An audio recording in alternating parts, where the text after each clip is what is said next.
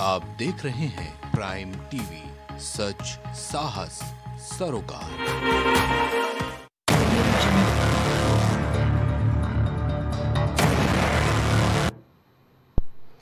नमस्कार दोस्तों, मैं हूं संजय राजन। आपके लिए लेकर आए हूं आपका पसंदीदा show prime debate.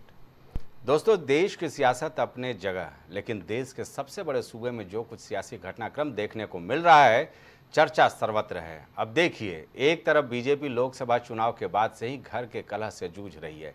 Deputy CM Keshav Prasad Maurya मुख्यमंत्री योगी आदित्यनाथ के किसी भी कार्यक्रम का हिस्सा नहीं बन रहे हैं। दिल्ली से लेकर लखनऊ तक भारतीय जनता पार्टी में एका स्थापित करने की कवायदों का दौर जारी है। लेकिन बात इतनी ही नहीं है, बल्कि दूसरी तरफ इंडिया ब्लॉक का मुख्य धड़ा समाजवादी पार्टी आए दिन कुछ ऐसी गतिविधियां या फिर ऐसा बयानबाजी कर रहा है जो न केवल सत्तारूढ़ दल के लिए परेशानी का सबब बन जाता है, बल्कि सुर्खियों में भी मामला आ जाता है। खासकर समाजवादी पार्टी सुप्रीमो अखिलेश यादव कभी भारतीय जनता पार्टी से नाराज चल रहे नेताओं को मॉनसून ऑफर देकर सुर्खियों में आते हैं, तो वहीं अब संविधान को सम्मान देने के लिए समाजवादी पार्टी सुप्रीमो अखिलेश यादव ने 26 जुलाई को हर साल संविधान मान दिवस मनाने का ऐलान कर दिया है।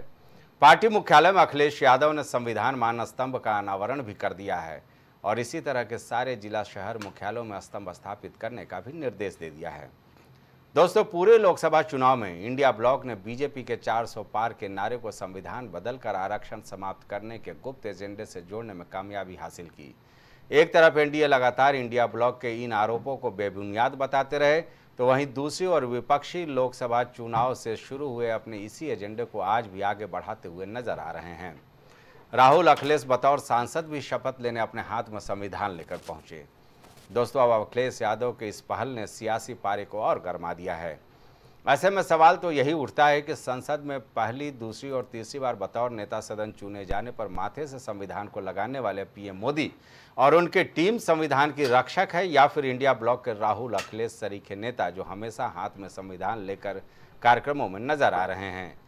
चलिए, आज हम इसी मुद्दे पर चर्चा करेंगे एक बेहतरीन पैनल के साथ। लेकिन आइए सुन लेते हैं आखिर समाजवादी पार्टी सुप्रीमो अखिलेश यादव क्या कुछ कह रहे हैं। सत्तारूढ़ दल पर भ्रष्टाचार होगा उसे पता ही नहीं। ये तो कुछ खुल रहे हैं, और ये खुल इसलिए रहे हैं कि कुछ लोग मोहरा बन गए हैं।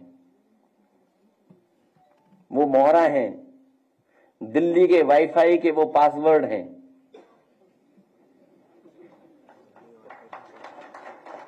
ये नई तरह की टेक्नोलॉजी, तो टेक्नोलॉजी के हिसाब से बोलना पड़ रहा है।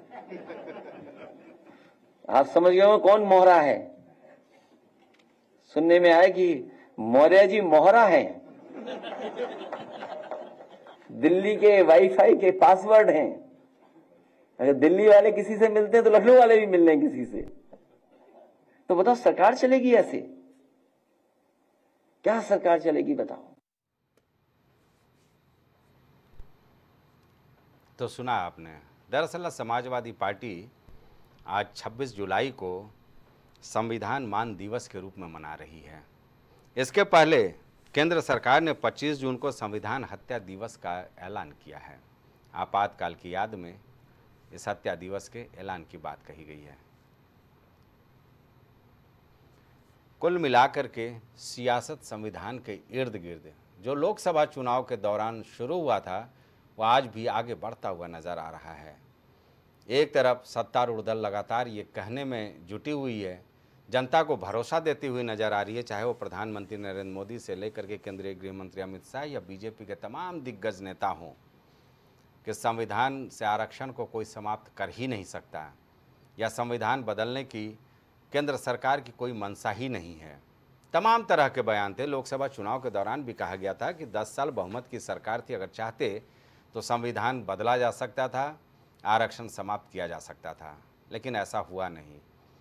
लेकिन अब चूंकि आपातकाल की याद में संविधान हत्या दिवस का ऐलान हुआ है केंद्र सरकार की ओर से, तो इंडिया ब्लॉक की ओर से भी समाजवादी पार्टी जो इंडिया ब्लॉक की मुख्य धड़ा है, उसकी ओर से अब संविधान मान दिवस मनाने का ऐलान कर दिया गया है। हर एक 26 जुलाई को, हर एक साल 26 जुलाई को यह संविधान मान दिवस मनाया जाएगा। संविधान मान स्तंभ भी स्थापित कर दिया गया है समाजवादी पार्टी में। प्रतीकात्मक रूप से समाजवादी पार्टी के सारे कार्यालयों में यह स्तंभ स्थापित करने का ऐलान भी हो चुका है। यानी कुल मिलाकर के जनता असमंजस में है। आपस में ही वो सवाल पूछ रही है जनता कि आखिर संविधान को बचाएगा कौन और संविधान को कौन समाप्त करना चाहता है। मेरा तो मत साफ तौर पर ये रहा है। शुरुआती दौर से मैं कहता रहा हूँ कि भारतीय संविधान इतना मजबूत है कि तमाम कोशिशों के बावजूद भी संविधान के उस ढांचे को परिवर्तित तो किया जा सकता है, लेकिन ये नहीं हो सकता है कि पूरा का पूरा संविधान ही बदल दिया जाए। जाहिर सी बात है, इसको लेकर के सियासत अपने शर्म पर है। निश्चित तौर पर आने वाले दिनों में यह मुद्दा और गर्माता नजर आएगा। एक बेहतरीन पैनल हमारे साथ जुड़ेगा और हम इस पर चर्चा करने की कोशिश करेंगे।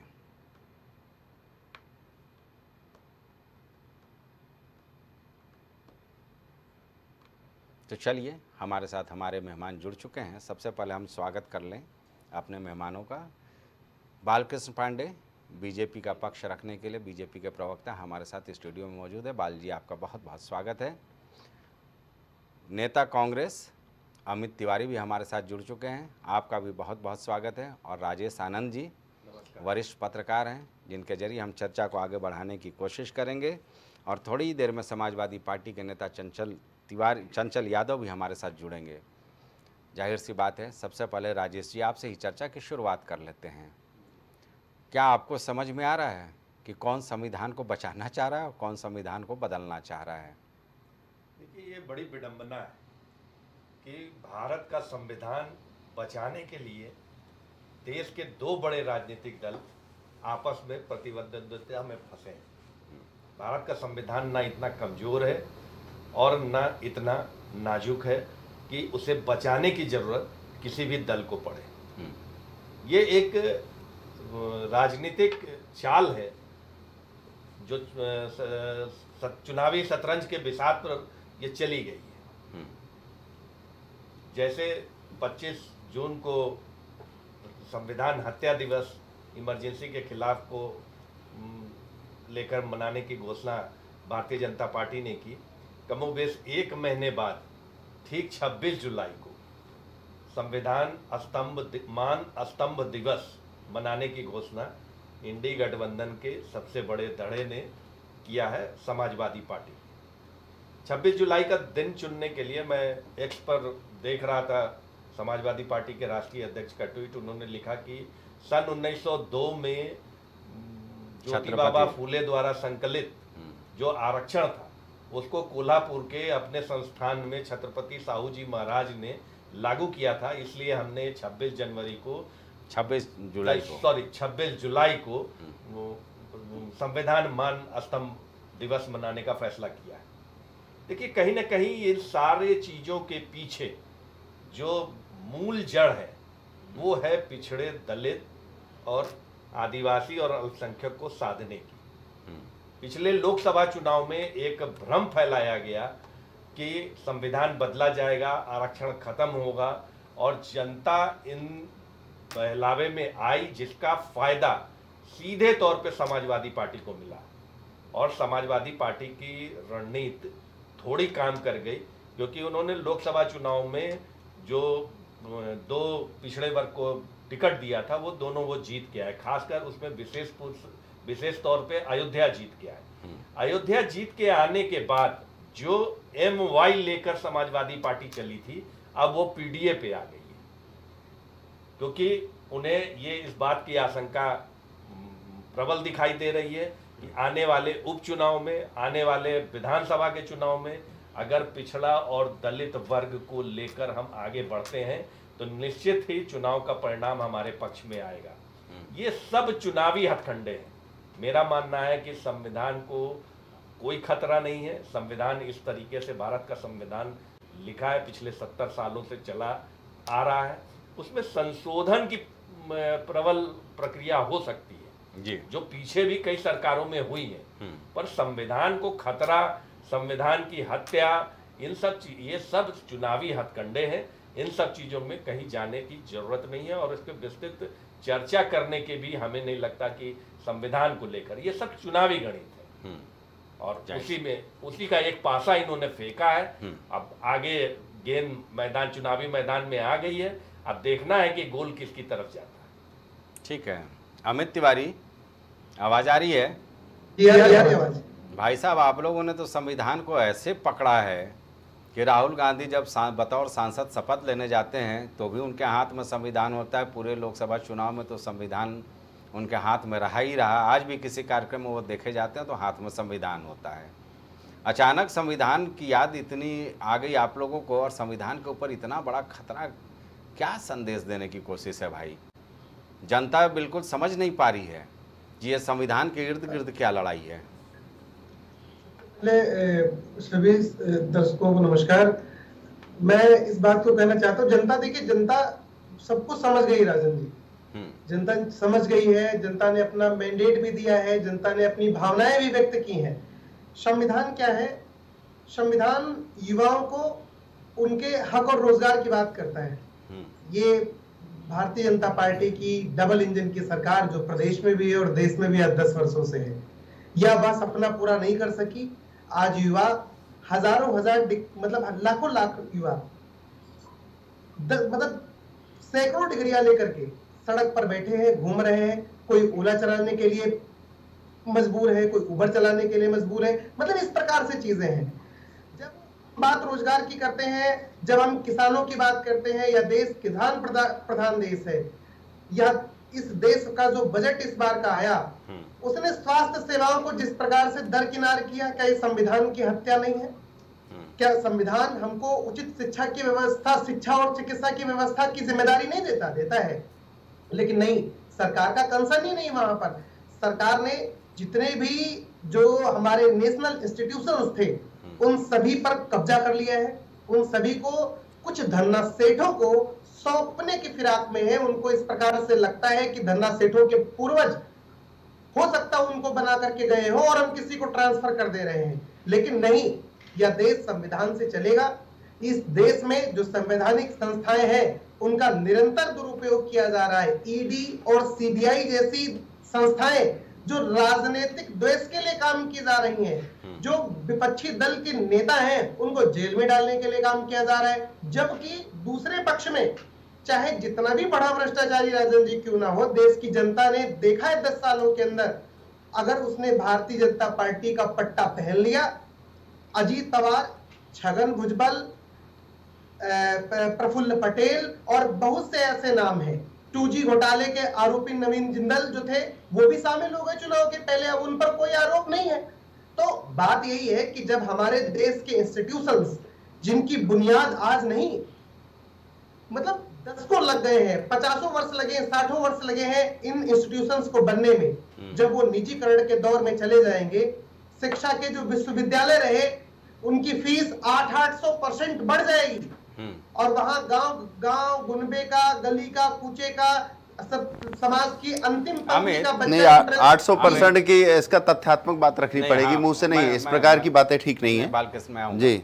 अमित, एक सवाल दीजिए ना। मुद्दे तो ये हो सकते हैं जन समस्याएं, लेकिन मैं तो कह रहा हूं कि भाई एक तरफ संविधान हत्या दिवस, दूसरी तरफ आप लोग संविधान मान दिवस। ये संविधान को लेकर के ऐसी लड़ाई क्या छिड़ी है भाई? हमको और राजेश जी को तो कहीं नहीं लगता है कि संविधान खतरे में है। देखिए, व्यवस्था ऐसी हो जाए जो वाकई किसी के लिए हितकारी हो, अनहितकारी हो, ये तो मैं मान सकता हूँ, लेकिन संविधान को लेकर के इस तरह का रार क्यों? देखिए, रार बिल्कुल नहीं है, ये सच्चाई है, लेकिन भारतीय जनता पार्टी से एक्सेप्ट नहीं करना चाहती। क्या लोकतांत्रिक संविधान की हत्या नहीं हुई है?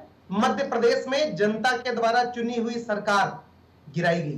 किसके दम पर गिराई गई? पैसों के दम पर। एक मध्य प्रदेश नहीं, देश की सैकड़ों सरकारें। नहीं, अनकॉन्स्टिट्यूशनल प्रूव कर दीजिए ना अमित जी।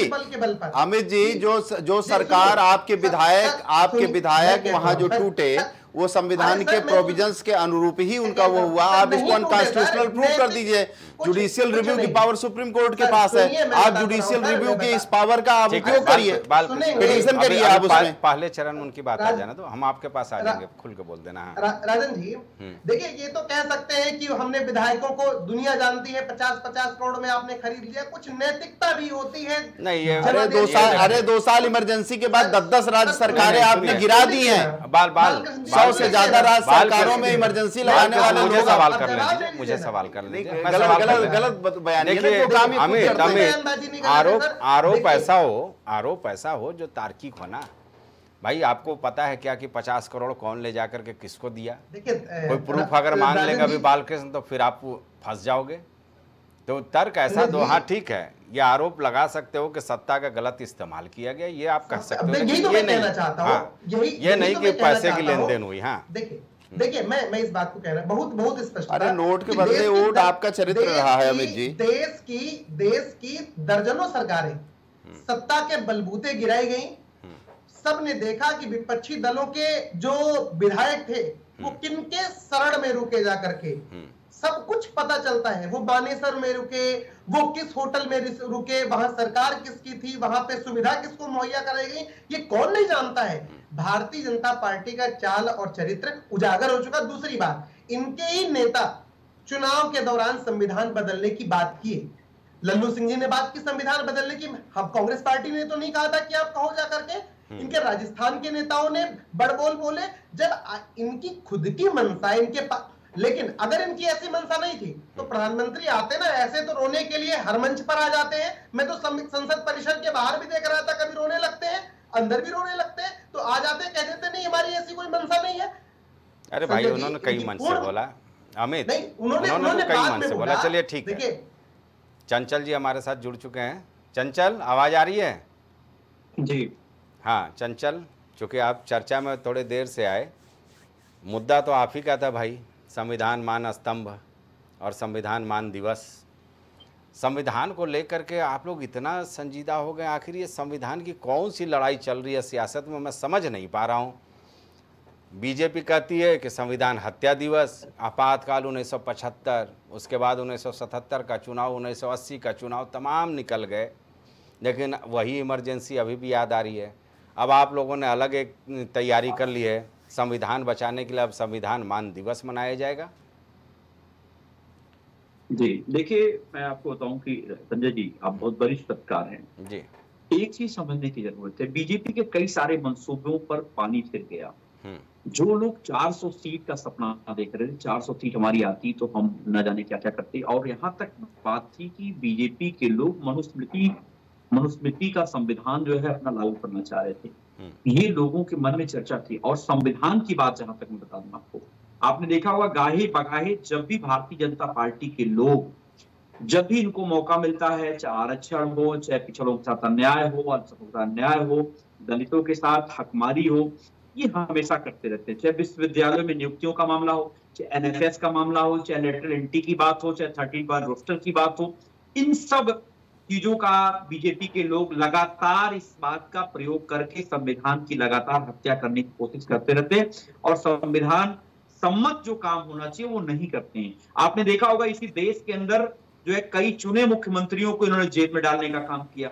अब आप सोचिए कितना दुर्भाग्य है कि बीजेपी ने जिन बड़े बड़े भ्रष्टाचारियों के ऊपर आरोप लगाए, चाहे वो हेमंता विश्व शर्मा के ऊपर वाटर स्कैम घोटाला हो, चाहे वो आपका मुकुल रॉय के ऊपर जो चिट फंड घोटाला हो, चाहे आपने देखा होगा अशोक चौहान के ऊपर आदर्श सोसाइटी घोटाला हो, चाहे आपने देखा होगा इसी उत्तर प्रदेश के अंदर से लेकर के पूरे देश के अंदर में जितने बड़े बड़े भ्रष्टाचारी घोटालेबाज थे, उनको बीजेपी के लोगों ने बड़े बड़े पदों से सुशोभित करने का काम किया। आपको याद होगा मध्य प्रदेश के चुनाव से कुछ दिन पहले की बात थी, जो अजीत पवार के ऊपर आदरणीय प्रधानमंत्री जी ने गंभीर आरोप लगाते हुए 70,000 करोड़ के घोटाले की बात कही, और जैसे ही वो अजीत पवार बीजेपी में गठबंधन करके डिप्टी सीएम बना दिया जाता है, और वहां पे जो है प्रधानमंत्री जी गले लगा करके उसको धन्यवाद करते हैं। तो ये संविधान की हत्या का क्या है? एक तरफ जब आप डरवाने का धमकाने का काम करते हो, आप संवैधानिक संस्थाओं का लगातार दुरुपयोग करते हो, एक तरफ आप ईडी सीबीआई और विजिलेंस के माध्यम से पूरे विपक्ष को डराने का काम करते हो, और वहीं दूसरी तरफ अगर कोई नेता अगर डर करके आपके साथ चला जाता है तो उसको आप बड़े बड़े पदों से सुशोभित करने का काम करते हो। ये आपका दोगला चेहरा, आपका डबल स्टैंडर्ड चेहरा है जो जनता के सामने आ चुका है। इसलिए हम लोग संविधान सम्मत बातें कर रहे हैं। मैं आपको बताता हूं संजय जी, आपको याद होगा इसी उत्तर प्रदेश के अंदर बीजेपी के लोगों ने जो कानपुर के अंदर रेड पड़ी थी, क्या हुआ?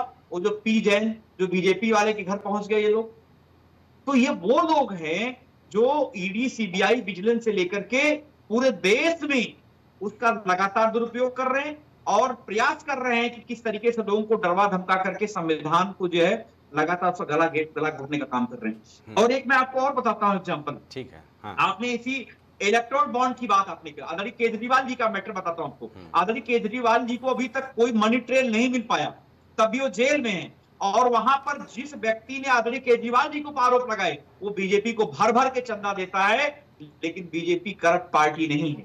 वो वही है जिसके ऊपर करप्शन के चार्ज लगते हैं और बीजेपी को चंदा दे देता है। चंदा लो धंधा लो का नारा पूरी दुनिया में अगर किसी ने टॉप 10 किया तो आदरणीय प्रधानमंत्री जी ने, पूरे देश की छवि अगर किसी ने खराब की तो आदरणीय प्रधानमंत्री जी ने छवि खराब करने का काम किया। पूरी दुनिया में चंदा लो धंधा लो का नारा चला और वो संविधान सम्मत नहीं था। माननीय सर्वोच्च न्यायालय का मैं धन्यवाद करता हूं, पूरे देश की जनता ने धन्यवाद किया कि कम से कम भारतीय जनता पार्टी के लोगों को मुंह की खानी पड़ी। और ऐसे लोगों को मुंह की खाने के बाद जो तब जाकर के देश में एक ऐसा फैसला आया जरा आरोपों का जवाब ले लें। से करप्शन का अड्डा। ठीक है, बालकृष्ण से तो ये बहुत सारे वाकई 69,000 शिक्षक की भर्ती ठीक है। अब दूसरे भाई लोक सेवा आयोग का घोटाला बताइए ना। अनिल यादव को हाईकोर्ट के निर्देश हटाना पड़ा, अभी भी वो जांच पेंडिंग है। आपको समझ में आ जाएगा कि आपके पहले चरण में जरा बालकृष्ण को शामिल कर ले। चंचल जी इसके बाद आ जाते हैं दूसरे चरण में। अभी तो आरोप प्रत्यारोप आप लोग लगाओगे ही लगाओगे। बालकृष्ण पहले जवाब दे दीजिए। देखिए भाई, देखिए बालकृष्ण जी, सवाल पहले समझ लीजिए।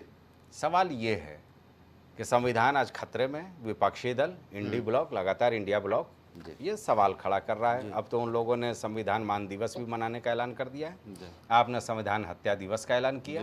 लेकिन इन सबके बीच जो 2-3 सवाल उठाए चंचल यादव ने या अमित ने कि भाई इतने बड़े भ्रष्टाचारी जिसको लेकर के आप लोग सियासी मंच से तमाम सवाल किए, चाहे हेमंत बिस्वा से लेकर के, नहीं मैं दोनों उस पे आ जाएं, नहीं दोनों चीजों पे सुन लीजिए। तो वो कहते हैं कि जब भ्रष्टाचारी आपके पास आ जाते हैं और उनको आप बड़े पद दे देते हो तो ये भी तो संवैधानिक जो गरिमा है उसका उल्लंघन है एक तरह से। देखिए, अजीत पवार को बॉम्बे हाईकोर्ट ने स्टे किया हुआ है, एक नाम अभी आया है।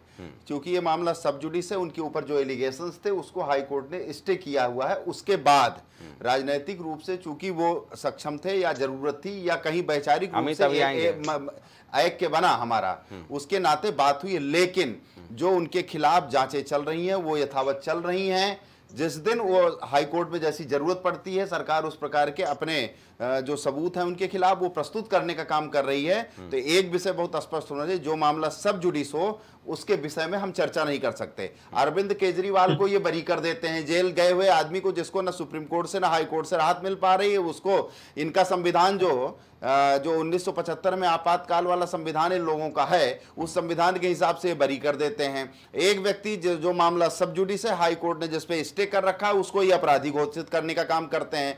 तो निश्चित रूप से एक संविधान को खत्म करने का काम यदि वास्तव में किसी ने किया हो तो वो कांग्रेस ने किया। 368 संविधान आर्टिकल 368 जिसमें संविधान संशोधन के प्रोविजन आते हैं, 80 बार कांग्रेस ने इसका प्रयोग किया है। नेहरू जी ने 17 बार किया है, इंदिरा जी ने 40 बार किया है और राजीव गांधी जी ने 11 बार किया है। साहबानो केस में जो आपने सर्वोच्च न्यायालय के आदेश को की अवमानना करते हुए संविधान में जो शरीयत को लागू करने का काम आपने किया, क्योंकि जब साहबानो केस के डिसीजन को आपने पलटा था कानून संविधान संशोधन करके तो उस क्षण आप शरीयत को लागू कर रहे थे। और ये देश अगर आप कहते हैं कि संविधान से चलता है तो आपको शरीयत लागू करने की जरूरत नहीं थी। अमित तिवारी जी, आपने इस देश में शरीयत को लागू करने का काम, शरीयत को प्रश्रय देने का काम किया हुआ है। और मनमोहन सिंह सरकार ने 6 बार मनमोहन सिंह सरकार ने 6 बार संवैधानिक अमेंडमेंट किए हुए हैं। और एक इंदिरा गांधी का जो 42वां संविधान संशोधन आया, इसको हम मिनी कॉन्स्टिट्यूशन भी कहते हैं। 42वें संविधान संशोधन में भारत के जो 74 वर्ष का इतिहास जिसमें प्रियम्बल को बदल दिया गया। केशवानंद भारती आज तमाम केसेज ऐसे रहे जिसमें कहा गया कि प्रियम्बल जो है हमारा बेसिक स्ट्रक्चर है उसमें परिवर्तन नहीं किया जा सकता है। संविधान के बेसिक स्ट्रक्चर को बदलने का काम 42वें संविधान संशोधन के माध्यम से इसी कांग्रेस की संविधान विरोधी सरकार ने, देश में आपातकाल लागू करने वाली सरकार ने, कमिटेड जुडिशियरी, कमिटेड ब्यूरोक्रेसी का संकल्प लेकर उतरने वाली कांग्रेसी सरकार ने किया था। और मीसा नाम का कानून, जिसमें सपा के प्रवक्ता चंचल यादव जी बैठे हैं, आपके संस्थापक राष्ट्रीय अध्यक्ष जो थे समाजवादी पार्टी के मुलायम सिंह जी को 18 महीने जेल में रहना पड़ा था मीसा कानून के तहत। चंचल जी, तब आपको नहीं ये लगता है कि संविधान खत्म हुआ? तब संविधान आपको खतरे में नहीं हुआ, तब तो आप हमारे ही साथ थे, हमारी ही वैचारिकी के साथ थे, तब हमारे साथ ही आप संविधान बचा रहे थे, तब हमारे साथ ही आप कांग्रेस के विरोध में खड़े थे। लेकिन आपकी जो रुक जाइए जी, पहली बार मैं बोल रहा हूं, आप काहे धैर्य खो रहे हैं।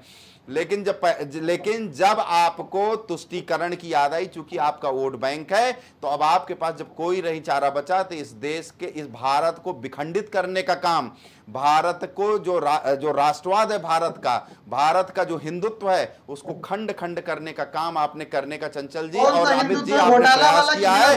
और निश्चित रूप से इस देश की जनता,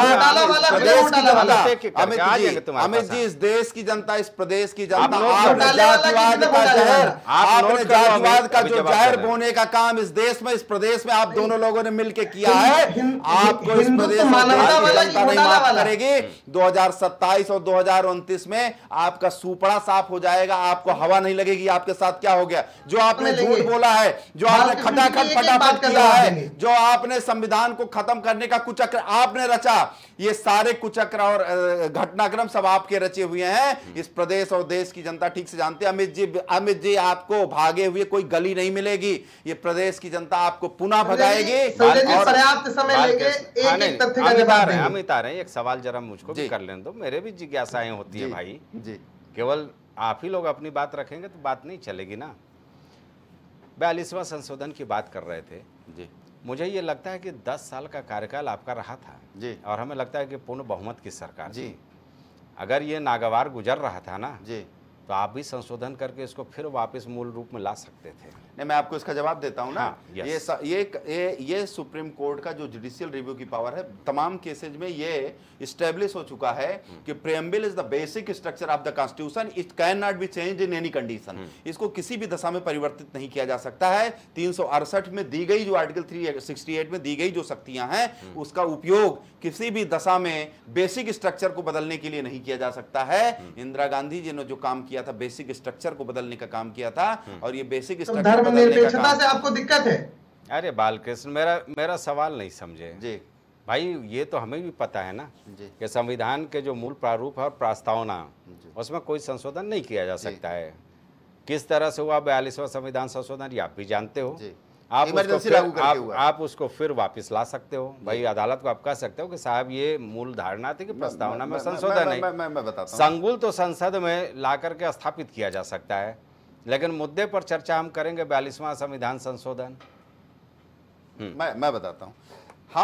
हम जिस काम के लिए आए थे, हमारा मुद्दा क्या था 1951 से? हमने कहा था कि इनके द्वारा जो एक देश में 2 विधान 2 निशान का जो इनकी अपनी व्यवस्था थी, जो इन्होंने बनाई थी, मैंने कहा था इस देश में सिर्फ भारतीय संविधान चलेगा, 2 कानून, 2 विधान, 2 निशान, 2 प्रधान नहीं चलेंगे। इसलिए हमने जो संविधान जो कश्मीर का प्रोविजन था, जो कश्मीर को अलग एक तरीके से इन लोगों ने दे रखा था, धारा 370 को समाप्त करके इस देश को समग्रता में, ये देश एक है, वैचारिक रूप से ये देश है, संवैधानिक रूप से इस देश में सिर्फ भारत का संविधान लागू होगा, ये काम किया था। संविधान की विरोधी तो ये तथाकथित कांग्रेस थी, जिन्होंने एक ही देश में 2 विधान और 2 प्रधान की व्यवस्था बनाई। अमित, हाँ, जवाब दीजिए आप तसल्ली से, मत मैं बोलने का पूरा मौका देता हूँ। हाँ, देखिए, हमने बहुत तल्लीनता से सुना है और हम आशा करते हैं कि बड़ी शांति से हमको सुनेंगे। देखिए, वही थोड़ा जरूरत पड़ेगी तो आना पड़ेगा मुद्दे पर। हाँ, बिल्कुल आएगा। देखिए, कश्मीर से बात किया, अरे कश्मीरी पंडितों के नाम पर धारा 370 आपने क्यों लागू किया इस देश में? इस देश में 2 विधान 2 प्रधान आपने क्यों लागू किया? ये भारतीय जनता पार्टी की सरकार थी जिसने राष्ट्रवाद को अपने केंद्र में रखा और जम्मू कश्मीर को भारत में तोड़ विलय करके पूरे भारत को नहीं, विश्व को ये संदेश दिया कि भारत समग्रता में एक है, भारत का संविधान ही भारत में लागू है। जी आप बोलोगे वो तो मैंने सुना ना, आप नोट कर लो क्योंकि आप फिर वो ये बोला कि वो बोलेंगे जब आप बोलोगे तो। हाँ, बोलो अमित। देखिए, कश्मीरी पंडितों के नाम पर खूब राग अलापने वाली भारतीय जनता पार्टी और 370 के नाम पर खूब फायदा गिनाने वाली तत्कालीन वहां के जो एलजी थे सत्यपाल मलिक जी, उन्होंने 600 करोड़ के घोटाले का आरोप लगाया और उन पर इन्होंने सीबीआई भेज दी, ईडी भेज दी।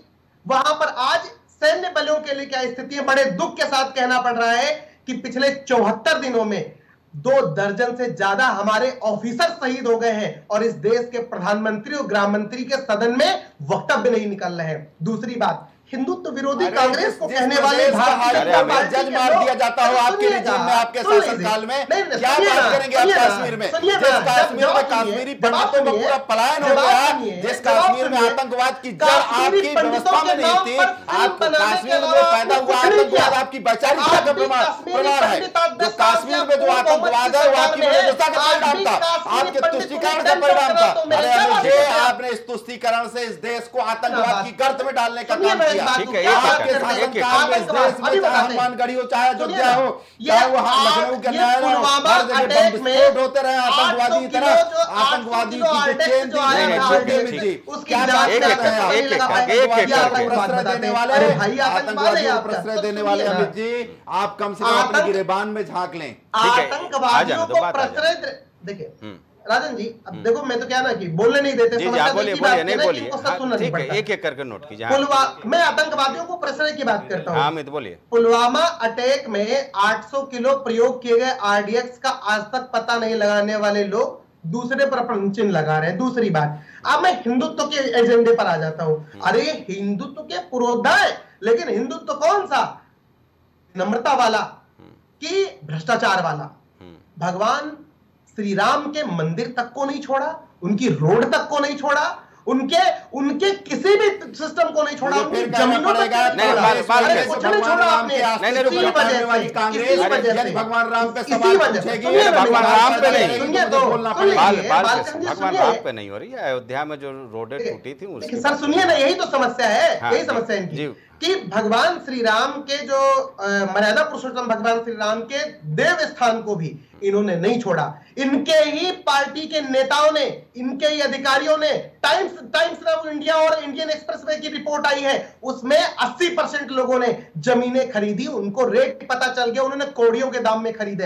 अरे पहली राम पथ के नाम पर रामपथ बनाए और पहली बारिश में 9-9 फुट के गड्ढे हो गए। वहां की जनता ने और प्रभु श्री राम ने कांग्रेस को पूर्ण रूप से स्वीकारा है। हम भगवान के पुजारी हैं, भगवान के व्यापारी नहीं है। दूसरी बात मैं बताना चाहता हूँ, इन्होंने भ्रष्टाचार का सुप्रीम कोर्ट में राम के अस्तित्व को नकारने का एफिडेविट दिया था, बात आ गई। अयोध्या में जो कुछ देखने को मिला था, हम राजेश जी उस पर डिबेट कर चुके हैं। अभी हम संविधान के आप जैसे कांग्रेस राम के एक मिनट में, अन्यथा तो जिस बाल कृष्ण फिर आप प्रोवोक करेंगे राम को आप मानने वाले। यही बात है, अरे राम और शिव पर हम चर्चा नहीं कर रहे हैं भाई, आज संविधान के गिर्द ही रहेंगे भाई।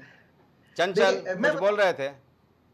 पहली बात तो जो हमारे पैनलिस्ट साथी बैठे जरा बोलेंगे नहीं बीच में, क्योंकि ये भी एक मर्यादा के खिलाफ है, डिबेट की मर्यादा के खिलाफ है। अगर मर्यादा की बात करें, मर्यादा पुरुषोत्तम के बारे में बात करते, बीजेपी हमारे डिबेट का संविधान तार हो जाता है। हाँ नहीं, हाँ बीजेपी के लोगों तो राम जी का नाम तो अब समझिए को गले से भी नहीं उतर रहा। आदरणीय प्रधानमंत्री जय जगन्नाथ बोलते जय श्री राम भूल गए वो। खैर मैं उन बातों पे नहीं आना चाहता, मैं डिबेट की मैं बात आना चाहता हूँ। आपने एक बात अभी कहा कि आप भ्रष्टाचार के ऊपर बात कर रहे हैं कि संविधान के ऊपर बात कर रहे हैं। इन्हीं संवैधानिक संस्थाओं का दुरुपयोग करके बीजेपी आज भ्रष्टाचार की जननी बन चुकी है।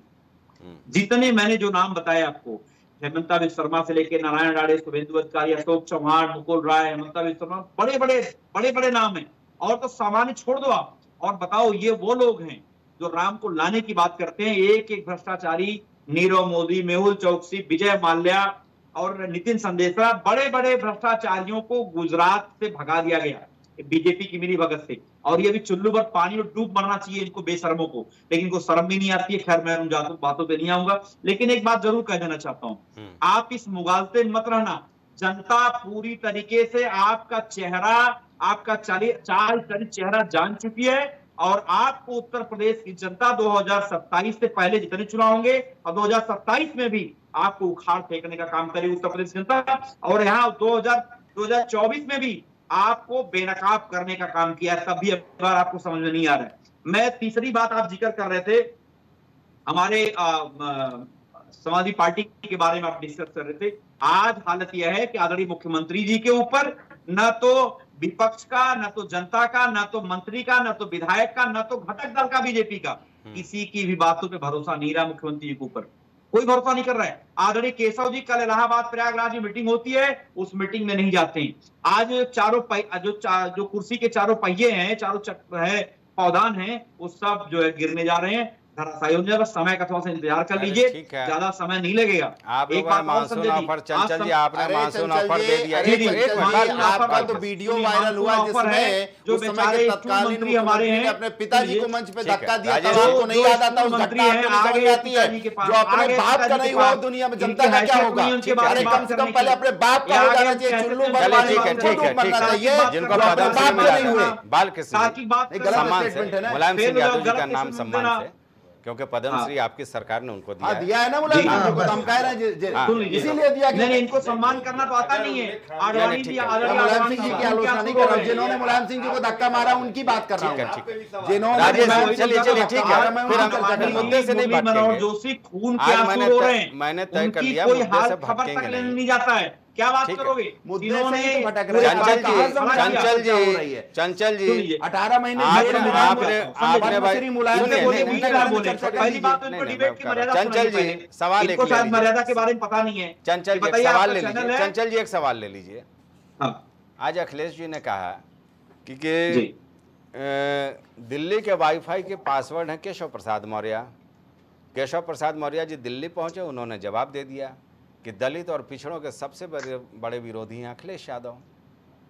और भूपेंद्र चौधरी का भी बयान साफ तौर पर आ गया, आप लोग मानसून ऑफर दें, चाहे आप जो भी ऑफर दें, विंटर ऑफर दें। अब तो विंटर ऑफर की भी बात राजेश जी आ रही है सामने, तो हाँ मानसून ऑफर और विंटर ऑफर चाहे जो दे दीजिए, भूपेंद्र चौधरी ने साफ कर दिया है कि सूबे में सत्ता परिवर्तन नहीं होने जा रहा है। जी संजय जी, मैं आपको बताऊं एक बात, आपने जो सवाल पूछा, आज केशव प्रसाद मौर्य जी पिछड़ों दलितों की बात करने लगे हैं। मैं बता दूं, आप सोचिए वही केशव प्रसाद मौर्य हैं, अभी जो नेम प्लेट लगाने की बात हो रही थी कि आप अगर कहार हो, कुहार हो, बढ़ई हो, ठठेर हो, धोबी हो, वाल्मीकि हो, चमार हो, खटीक हो, उन जाति का नेम प्लेट लगाओ। मजाल है अगर केशव प्रसाद मौर्य के मुंह से अगर इसका तो निकल जाए कि मुख्यमंत्री जी का फैसला गलत है, मैं बता रहा हूँ अगले दिन स्कूल भी छीन लिया जाएगा इनका। क्या बात करेंगे? और ये आदरणीय केशव प्रसाद मौर्य जी पिछड़ों के बारे में तो न बोले, वो 69,000 शिक्षक की भर्ती हमारे बेचारे अनवरत धरने पे है पिछले 3-4 सालों से, लगातार उनके ऊपर लाठियां मारी जा रही है। एनएफएस को लेकर के अनुप्रिया पटेल जी ने कहा कि बीजेपी के लोग जो है पिछड़ों का हक खा रहे हैं, नॉट फाउंड सुटेबल कैंडिडेट के ऊपर विश्वविद्यालयों में नियुक्ति में घोटाला कर रही है सरकार। मजाल है इनकी हिम्मत है जो शब्द बोल दे, और बीजेपी का कोई पिछड़े समाज का नेता, दलित समाज का नेता जिस दिन 2 शब्द बोल देगा, उसको उस दिन उसकी औकात दिखाने का काम बीजेपी के लोग करेंगे। ये समझ नहीं पा रहे हमारी हैसियत क्या बीजेपी के अंदर। वो आदरणीय मौर्य जी इस मुगालते में है कि हमको बीजेपी के लोग वहां बैठा देंगे, गलत फहमी में जी रहे हैं। मैं बता दूं आपको, बीजेपी के वो लोग हैं जो सत्ता में लाने के लिए पिछड़े समाज को आगे करते हैं, और जब बैठाने की बारी आती है तो उनको नहीं बैठाते हैं। संविधान की बात कर लीजिए, आप मुझे बताइए इसी उत्तर प्रदेश के अंदर क्या संविधान के तहत जो नेम प्लेट लगाने की बात हो रही है, आप बताओ ये लिखोगे कि आपने कौन सा कपड़ा पहना, कौन सा मुसलमान सिला है कि हिंदू सिला है? आप बताओ, शर्म नहीं आ रही है? किस तरीके से देश को बांटने का काम कर रहे हो? सुन लीजिए, फवाद अहमद अगर वैष्णो ढाबा लिख के भोजन कराने की कोशिश करेंगे तो चर्चा होगी और ये नियम लागू होगा। बिल्कुल भी आप मुगालते में नहीं रहे। चंचल जी, अगर फवाद अहमद कोई वैष्णो ढाबा लिखते हैं तो इसका विरोध होगा, अपनी पहचान स्पष्ट करनी पड़ेगी। इसमें कोई असंवैधानिक कार्य नहीं किया है। चंचल और बाल के साथ गंगा जल लेके और मांसाहार उनके लिए वर्जित है, तो इसमें चर्चा होगी। बड़े बड़े लोग नहीं बोल रहे हैं क्योंकि सुप्रीम कोर्ट का ये आदेश है। 10 सेकंड, सुप्रीम कोर्ट के आदेश को हम लोग चैलेंज नहीं करते हैं कहीं भी। मालिक है सब्बरवाल, वो हिंदू है कि मुसलमान है, उसने गलत आइडेंटिटी को छुपा रखी है, हिम्मत में बोल के दिखाया, चलना खाते ये बात पाई। एक दिलचस्प सवाल जरा राजेश जी से ले लेते हैं। आप मुझे बताइए स्लाटर हाउस चंदा खाने वाली पार्टी कौन सी है? भाजपा है। फिर हम संविधान से अलग हो जाएंगे चंचल, वो फिर चले जाएंगे तो फिर हिंदुत्व बनाम सेकुलर और इन तमाम चीजों में नहीं। तो राजेश जी, ये देखिए, एक बड़ी विडंबना है भाई, चर्चा हम संविधान पे करें लेकिन मामला जातवाद पे ही आ जाएगा। चंचल भाई 1 आध दर्जन नाम भी गिना दिए, क्योंकि पीडीए में इन लोगों को अब याद कराया जाता होगा कि कौन भिंद कहार फलाना ढिमकाना चिल्लाना उतना तो नाम नहीं संजय जी, मुझे सारी जातियों के नाम, मैं पिछले समाज से आता हूँ, सबको याद जानता हूँ। हाँ नहीं ठीक है, ठीक याद नहीं करा जाता मुझे, मुझको याद आ रहा है, मुझको याद आ रहा है कि धर्मेंद्र प्रधान जी जब नीट मामले पर जवाब दे रहे थे तो साहब एक बयान आया और विपक्षी दलों को बड़ा शांत होना पड़ा। उन्होंने बोला कि सबसे ज़्यादा नीट में जो है दूर दराज के गांव के दलित पिछड़े आए हैं। तो मुझे हंसी आ रही थी उस वक्त, मैं अपनी हंसी रोक नहीं पाया कि यार राष्ट्रपति किस जात की हैं, बिरादर की हैं। रामनाथ कोविंद से शुरू हुआ, द्रौपदी मुर्मू तक आया। हमारे बच्चे भी हमसे सवाल करते हैं कि पापा ये आदिवासी हैं क्या? हम बोलते हैं नहीं बेटा, ये देश की महामहिम है, प्रथम नागरिक हैं, उनके जात बिरादरी का कोई मतलब नहीं है। तो ये विडंबना राजेश जी कब खत्म करवाओगे यार, आप बताओ। मैं आपको बताऊं कि सबसे बड़ी बात तो यही है कि जिस दिन जातवाद, संप्रदायवाद, ये सारी चीजें खत्म हो जाएंगी तो संविधान खुद ब खुद सुरक्षित हो जाएगा, क्योंकि हमारे संविधान की बड़ी खूबसूरती है। हमारे संविधान में जो समावेश है उसमें जातीय और सांप्रदायिक लेकर राजनीति करने वाले कभी भी संविधान के साथ छेड़छाड़ नहीं कर सकते। संविधान का मूल स्वरूप तो कभी नहीं बदला जा सकता। अब राजनीति की दूसरी तरफ से आप देखिए, आज समाजवादी पार्टी जातिगत उस पे आई है, ये आज तब आई है जब इनका कांग्रेस से गठबंधन हुआ है। कांग्रेस शुरू से, आज़ादी के बाद से ही कांग्रेस की नीति रही है, फूट, ये अंग्रेज की तरफ से चला आया था, फूट डालो और राजनीति करो। शुरुआती सरकारों ने यही काम किया कि जाति, अभी पीछे 10 सालों में राजनीति जो है वो सांप्रदायिक हो गई थी, हिंदू और मुस्लिम। मैं स्पष्ट रूप से कह रहा हूँ कि राजनीति जो है सांप्रदायिक हो गई थी। कांग्रेस गठबंधन के बाद मुझे तो लगता है कि बीजेपी तक को भी शामिल कर लीजिए इसमें, क्योंकि मैं 10 उदाहरण दूंगा आपको। बीजेपी भी, आंध्र प्रदेश सरकार से लेके मध्य प्रदेश से लेके, मैंने कहा हर राजनीतिक दल, राजनीति कहा नहीं तो कांग्रेस के साथ भारतीय जनता पार्टी को भी जोड़ना पड़ेगा ना। बिल्कुल नहीं, हर राजनीतिक दल में सब दल आ जाते हैं। तब वो फूट डालो होता था विचारधारा के अनुसार जी। अब वो फूट डालने के लिए थैली होती है और जातिगत होती है, जातिगत चीजें होती है। अमित आ रहे हैं चेहरे पे। हाँ, अब मुझे तो ऐसा लगता है कि अब कांग्रेस का जो भी हथकंडा है वो इस्तेमाल समाजवादी पार्टी के कंधे द्वारा किया जा रहा है। जैसे संविधान को आप ले लीजिए, इमरजेंसी की घोषणा हुई लोकसभा में, कांग्रेस इस पे खुलकर सामने नहीं आई। उन्होंने समाजवादी के रास्ते संविधान नहीं, अगस्त में शुरू करने जा रहे हैं संविधान बचाओ अभियान, संविधान मान दिवस का कार्यक्रम शुरू। नहीं, कांग्रेस भी संविधान बचाओ दिवस शुरू करने जा रही है, उनका भी आ रहा है। तो इसीलिए मैं कह रहा हूँ ना कि अब तो ये जातिगत बंटना शुरू हो जा रहा है, आरक्षण को लेके, पिछड़े दलित को लेके। देखिए इस देश में 70 साल में जो सामाजिक बदलाव थोड़े बहुत हुए, सामाजिक बदलाव बहुत ज्यादा देखने को मिलता नहीं, क्योंकि गरीब को हिम्मत नहीं है, गरीब की, मध्यम को फुर्सत नहीं है और अमीर को जरूरत नहीं है। तो ये तो आपने वाकई जितने ये राजनीतिक दल हैं, इनकी विशेष कृपा ये रहती है कि किस तरह इनके इन प्रकरण, चाहे सांप्रदायिक हो चाहे जातीय हो। मैं समाजवादी के पार्टी के प्रवक्ता से पूछना चाहता हूं कि इन्होंने पिछड़े दलित और सबके लिए बहुत सारा कार्यक्रम किया, क्या प्रमोशन में आरक्षण का विरोध कर या हटाना क्या इनकी सरकार ने किया था या नहीं किया था? आज ये हितैषी हो गए, क्यों? क्योंकि चुनावी विजय में पिछड़े और दलित ने जो इनको सहयोग किया है, ये अब उन दिशा में अग्रसर हो चुके हैं।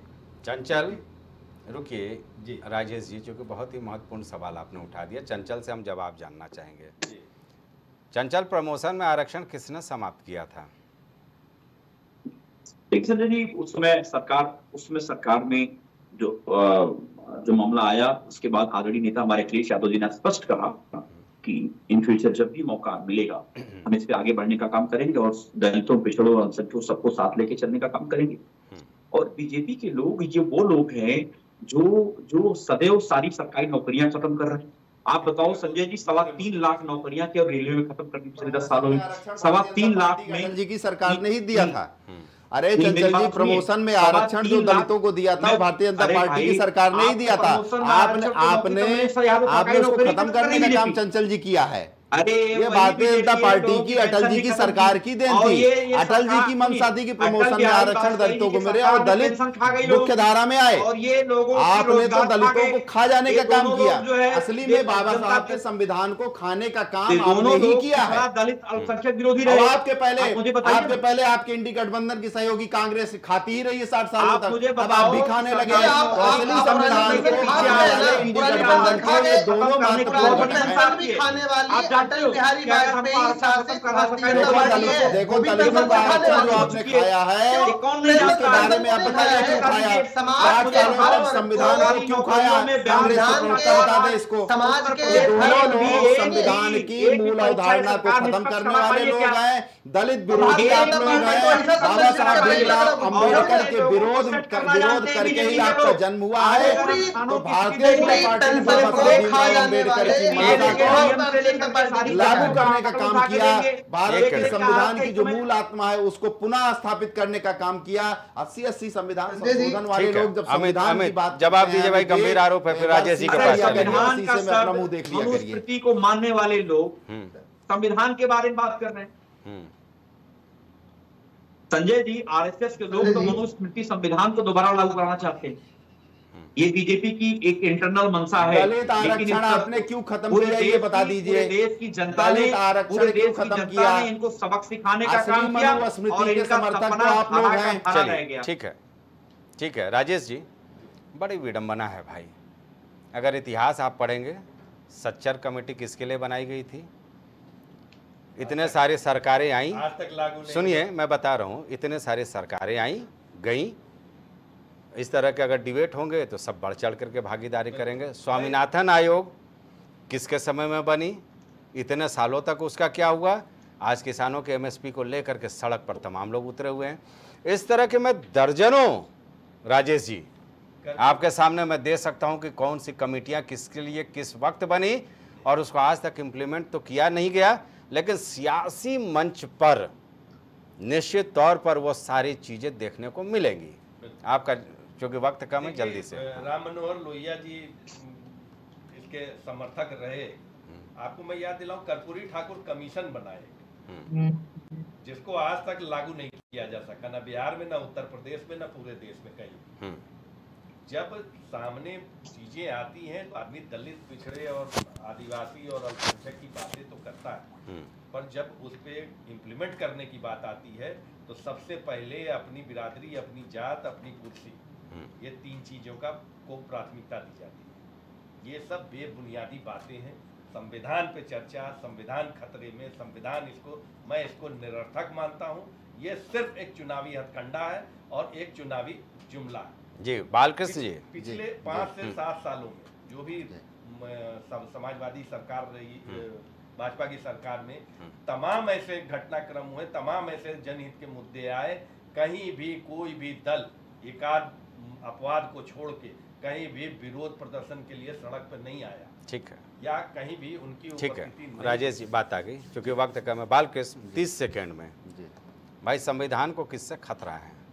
संविधान को खतरा कांग्रेस और अब उनके सहयोगी दल जो हैं इंडी गठबंधन के लोग, इनसे है। क्योंकि इन्होंने तो प्रमाण प्रस्तुत किया 80 से ज़्यादा संविधान संशोधन और 42वें संविधान और शाहबानो केस को बदलने के बाद शरीयत लागू करने का काम जिस कांग्रेस ने किया है।